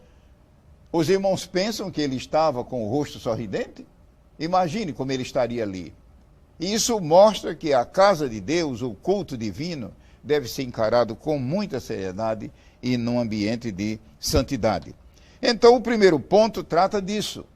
O culto ministrado nos evangelhos, mas também no livro de Atos. No livro de Atos, o livro de Atos dos Apóstolos, que é o primeiro ponto, todos se recordam que quando o poder do Espírito Santo desceu sobre os primeiros crentes, cerca de 120, a Bíblia diz que eles estavam orando, mas muita gente não presta atenção que eles não estavam apenas orando. A Bíblia diz que eles estavam sentados na hora que o poder desceu. De fato, eles estavam ali durante 10 dias, e então um tempo eles tiravam para descansar, um tempo eles tiravam certamente para comer, tomar suas refeições, e ficava um grupo orando, cantando, quem sabe às vezes em pé, às vezes ajoelhados. Nesse momento eles estavam sentados. Está lá escrito em Atos capítulo 2. Muita gente não observa isso. Será que não existe uma lição? Será que aquela palavra sentado ficou ali por acaso? É Deus querendo dizer: tome cuidado quando você se senta no culto na casa de Deus. E imagine hoje, nessa época que, por exemplo, praticamente não existe mais saias do lado feminino. Mas não é somente o lado feminino, também o lado masculino. Mas não é somente a parte de vestuário que eu estou dizendo, é tudo. Estavam sentados quando o poder de Deus caiu. Esse ponto é muito importante, mas prossegue, porque no culto, no livro de Atos, são várias reuniões em que a Bíblia diz que o poder desceu e eles ficaram cheios do Espírito. Entretanto, eles se mantiveram com toda prudência e com toda postura na presença de Deus. Nesse primeiro ponto da lição, é mencionada a igreja de Corinto. Os adquirentes, os usuários da revista, verão que no culto em Corinto houve desordem. Houve desordem e mereceu uma repreensão séria da parte de Deus. E Deus é tão bom que deixou o capítulo na Bíblia. Ora, o que significa isto? Que o fato que aconteceu em Corinto acontece hoje também, mas graças a Deus que temos na Bíblia capítulos inteiros como 1 Coríntios 13 e 14 que tratam do assunto, independente de outros capítulos. O segundo ponto da lição, que é causas de desordem no culto. A revista menciona partidarismo, ou seja, grupos formados dentro da igreja, grupos. É grupos para tudo, inclusive grupos de conversa. Carnalidade. Entendamos que carnalidade aqui, que eu estou me referindo, é a natureza adâmica, a natureza do velho homem decaído predominando no crente. Às vezes, quando se fala em carne, se muita gente não pensa, não medita, eles acham que é uma palavra simplesmente significando pecados baixos da carne. Não. Quase sempre, quando a Bíblia menciona a carne, ela se refere à natureza humana decaída. E outra causa é intemperança. Ou seja, o crente diz que quando está cheio do Espírito Santo, ele perde o controle e faz o que ele entender. Então não se trata do Espírito Santo e dele mesmo, porque o Espírito Santo é um Espírito de Deus, um Espírito de ordem. E irreverência, como eu já disse. Concluindo, lembremos-nos que Deus é um Deus de poder, mas é um Deus de ordem. Tudo que Deus criou é de muita ordem. Uma palavra final, antes de encerrar esta breve exposição da lição 11. Uma certa vez, Jesus queria fazer um milagre extraordinário, o milagre da multiplicação dos pães e peixe. É um dos maiores que a Bíblia registra. A primeira coisa que ele fez foi mandar seus discípulos organizar a multidão. Ele disse, põe todo mundo sentado. E ainda disse, de 50 em 50. Eu posso imaginar a gente dizendo, mas por que de 50 em 50? Não, não interessa, obedece. Enquanto eles não se organizaram, Jesus não operou o milagre. Não será essa a razão? Porque Deus não opera mais milagre hoje na tua vida, em nosso meio, em nossa igreja, em nosso viver, por causa de desordem, enquanto eu imagino gente ali resmungando. E agora, nós estamos com fome. Não importa. Enquanto eles não se organizaram, o milagre não ocorreu. Que Deus nos abençoe e que tenhamos sempre uma boa postura no culto sagrado. Lição 12. Conservando o verdadeiro Pentecostes. A leitura em classe está em Apocalipse 3, de 1 a 6, que é um texto referente à igreja de Sardes. Um assunto muito importante para alunos estudarem, inclusive a parte histórica. O texto áureo está em Apocalipse 2:25, que diz, o que tendes, retende até que eu venha. Uma grande lição sobre conservando o verdadeiro Pentecoste. Ou seja, a renovação espiritual. O que tendes, quer dizer, o que tendes da parte de Deus, retende-o. Você está vendo, meu irmão e meu amigo, que não é bem função de Deus reter. Ele disse, retende-o.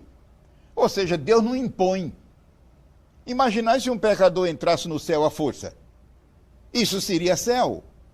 Não, a salvação não é imposta, a salvação é uma dádiva e ela é recebida.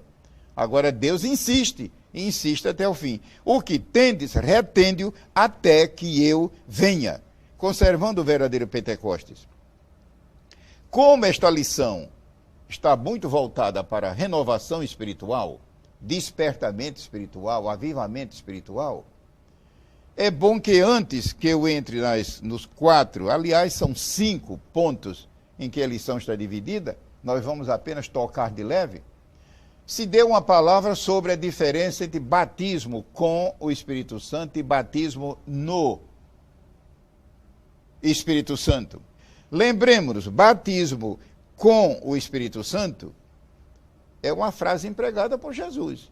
Em Atos 5, 1 e 5, ele disse, vós sereis batizados com o Espírito Santo. Ele disse em Atos 1, 5, vós sereis batizados com o Espírito Santo. João Batista, também o precursor de Jesus, ele falou que ele, Jesus, é que batiza com o Espírito Santo e com fogo. Agora, lembremos que a partícula original usada é difícil traduzir para português. Então, em que consiste o batismo com, que também pode se dizer batismo no? Não se esqueça, a mesma partícula grega tanto faz dizer com, como dizer no, sendo que é mais usado o com. Por quê? Porque o próprio Senhor Jesus disse, vós sereis batizados com o Espírito Santo. Então, em que consiste o batismo com o Espírito Santo? É um derramamento sobrenatural, é claro, do Espírito Santo sobre o crente, a plenitude. Esse crente, então, fala noutras línguas, línguas sobrenaturais. É a evidência física. Fala noutras línguas pelo Espírito Santo. Como eu já disse na lição passada, o profeta Isaías profetizou isso no capítulo 28. Mas o próprio Senhor Jesus, antes de voltar para a glória, diz, e falarão novas línguas. E no livro de Atos está o relato maravilhoso, que quando o Espírito Santo desceu em Jerusalém sobre os 120, eles começaram. Você está vendo que a pessoa que está sendo batizada, ela está plenamente consciente. Ela não fica em êxtase, como muita gente pensa. Não, diz que eles começaram. O Espírito Santo os tomou, e eles entregaram o seu aparelho fonador mais consciente. Mas lembremos-nos, o batismo com o Espírito Santo é a dádiva de Deus para seus filhos. Assim como a salvação é a dádiva de Deus para o incrédulo. É a dádiva de Deus. O batismo com é a dádiva de Deus para seus filhos. Você que é filho de Deus, busque e receba. E o batismo do Espírito Santo? Aí é diferente. No original é também outra partícula. Em que consiste o batismo do Espírito Santo? O batismo do Espírito Santo é místico, ou seja, é espiritual. É totalmente espiritual. E em que consiste? É aquele ato miraculoso, espiritual, quando no momento da conversão, o Espírito Santo de Deus nos imergiu no corpo de Cristo, que é a igreja. Ele nos colocou no corpo de Cristo, que é a igreja. Então, o batismo do Espírito Santo, ele é invisível, ele é sobrenatural, ele é espiritual, e é aquele ato em que o Espírito Santo, no momento da conversão, ele nos imerge, como diz o original, estonen soma. Ele nos imerge no corpo de Cristo. Então, o batismo do Espírito Santo precede o batismo com. Ele precede, é claro. Se bem que há pessoas que Jesus batiza na hora da conversão, mas não misture as coisas. O batismo com o Espírito Santo é subsequente à conversão. Vou repetir. O batismo com, o glorioso batismo com o Espírito Santo, em que o crente fala noutras línguas, ele é subsequente à conversão. Mesmo que Jesus batize na hora, mas primeiramente vem o batismo do Espírito Santo. Eu sei que é uma explicação curta, os leitores deverão primeiro recorrer à Bíblia. Irmão Gilberto, onde está isso na Bíblia? O batismo com é Atos capítulo 1 e capítulo 2. Principalmente o capítulo 2. E o batismo do Espírito Santo? 1 Coríntios 12, a partir do versículo 13. E Gálatas, capítulo 3. E outras passagens. A igreja de Sardes era uma igreja evangélica de grande porte. A cidade era muito rica, luxuosa. Era uma cidade também arrogante. E a igreja, é claro, uma igreja composta de muita gente rica. Tudo bem? Só que se descuidaram E Jesus chegou a dizer, tu tens nome de que estás vivo e estás morto. E o pior que isso foi dirigido ao pastor da igreja. Muitas igrejas por aí estão em crise porque os pastores são os primeiros a se desviar da verdade. Tens nome de que estás vivo e estás morto. Isso é terrível. Significa que Deus, Ele concede a graça para que ela seja desfrutada. E outra coisa, se nós lermos, fizermos a leitura bíblica em classe do capítulo 3, nós veremos que logo no primeiro versículo, o Senhor Jesus se revela dizendo que Ele é aquele que tem os 7 Espíritos de Deus. Ou seja, para a igreja que estiver decadente, tem nome de quem está viva e está morta, aí está a resposta. Qual é a resposta para eu e para você e para a nossa igreja, a tua igreja, nossas igrejas? Ter uma vida abundante no Espírito Santo é cada vez mais se renovar, porque a palavra Espírito tem a ver com vida. O Espírito Santo é chamado Espírito de vida, a lei do Espírito de vida em Cristo Jesus. E Jesus se revela como os 7. Nisto nós vemos a graça de Deus. Veja, uma igreja decadente, uma igreja formal, que só tinha o nome de igreja, mas estava morta.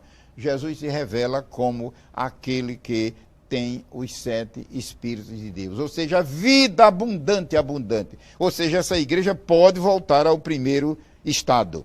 Promessa aos vencedores e o desafio para os fiéis conservarem a renovação. Eu gostaria de concluir esse ponto da lição na parte do desafio, que é o ponto número 4. No versículo 6 que diz, quem tem ouvidos, ouça o que o Espírito diz às igrejas. Em todas as 7 cartas de Jesus às igrejas do Apocalipse, que ficavam na Ásia Menor, ele termina dizendo, quem tem ouvido, ouça. Lembremos que não é o ouvido, primeiramente, da cabeça, o ouvido físico, mas é a disposição da pessoa a obedecer. Ou seja, mesmo que nós estejamos em fraqueza, que Deus nos conceda graça para nos aproximar do assunto da Bíblia de Deus com o propósito de obedecer. E não apenas o propósito de ouvir, de curiosidade, de querer saber, não, o propósito de obedecer. Deus, ele fica contente com esse propósito. Quem tem ouvido, ouça que o Espírito diz. Ou seja, o Espírito não apenas pensa, ele diz, ele fala, ele é vivo, ele é real. Então, como conservar o verdadeiro Pentecostes? Verificar a condição espiritual da pessoa. Como eu disse numa lição passada, não ficar procurando santidade na vida dos outros. Mostrar primeiro a sua. Segundo, buscar a renovação espiritual. Buscar a renovação espiritual. Nós já notamos que a hora da noite em que a terra fica mais escura é meia-noite. Meia-noite, 11h30, meia-noite, 1 da manhã, é o horário em que o meio ambiente fica mais escuro ao ar livre. Estou querendo dizer que, mesmo que a situação espiritual seja escura, nessas horas Deus pode abençoar e transformar as trevas em luz. Nós damos graças a Deus por esses minutos, com a oração de que Deus os use para a glória do seu nome. Lição 13. O Espírito Santo e a vinda de Jesus. O texto áureo está em Apocalipse 22, versículo 20. E diz assim, aquele que testifica estas coisas, diz, certamente cedo venho. Amém? Isso aqui é a resposta da igreja. Ora vem, Senhor Jesus. A última mensagem de Jesus à igreja. E outra coisa, meus amigos, meus irmãos, neste capítulo 22, 3 vezes, a revista só coube uma vez, mas 3 vezes nesse capítulo ele diz a mesma coisa. Se você está com a Bíblia, veja depois o versículo 7, veja depois o versículo 12, e veja o 20, que é onde nós estamos. A mesma mensagem, isso não é maravilhoso? E por que 3? Não podia ser 4 ou 7? Será que isso não quer dizer É o Pai dizendo que Jesus está vindo, é o Filho dizendo que ele está vindo, é o Espírito Santo. Por que 3? Se 3 é o número que indica a Trindade. É maravilhoso isso. A Bíblia é toda maravilhosa. E alguns poderão dizer, mas onde na Bíblia está vinculada a volta de Cristo diretamente com a pessoa do Espírito Santo? Há muitos lugares. Você já viu que as lições de 1 a 12 foram todas o texto bíblico ligados direto à pessoa do Espírito Santo. E a 13, eu vou deixar 2 versículos para quem quiser meditar. Os versículos não estão na revista. Romanos 8, e veja o versículo 11.